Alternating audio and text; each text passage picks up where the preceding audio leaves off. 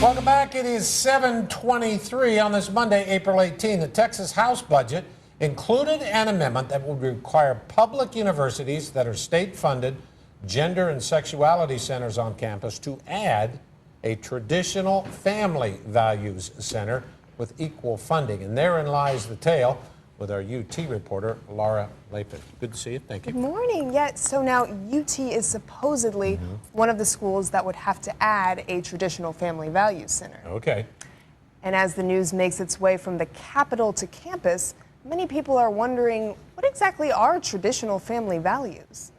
Traditional values, I guess just things that your parents teach you and what you've learned, like growing up. I don't know. Family? I don't know. I think it means different things to different people, and it's hard to make a general judgment on what's traditional for each person. State Representative Wayne Christian, whose amendment would require traditional family values centers on Texas public university campuses, says these values are the traditions shared between a man, a woman, and their children. If they're going to do these optional programs for sexual orientation, for coming out day, for giving a bunch of wigs to the kids to let them practice, that's what they do. Literally, those programs are doing that with our tax dollars.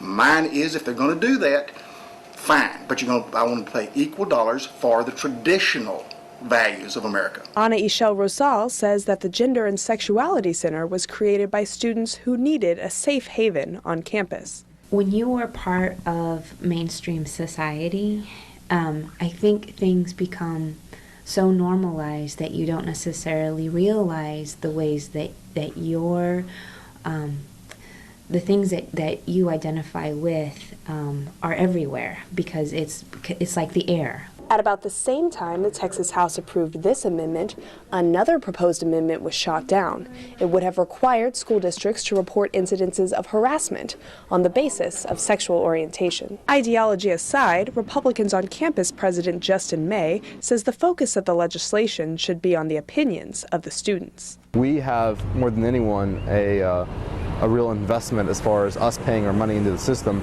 of what's spent and paid for here at UT. And we need to make sure that both administrators and the legislator are responsive to our needs and our thoughts on the system. Although the amendment was intended to affect UT, Rosal says that the Gender and Sexuality Center is funded by tuition and private donations, not from money from the legislator. But State Rep Christian says that would be a question for the lawyers. So it goes over to the House, the Senate now? Yes, so it has to be passed by the Senate, exactly. All right, we'll see. Laura Lapin, she's our UT reporter. Thank you, ma'am. Appreciate it. Up next, how you beat test anxiety. That's coming up in our Education Edge.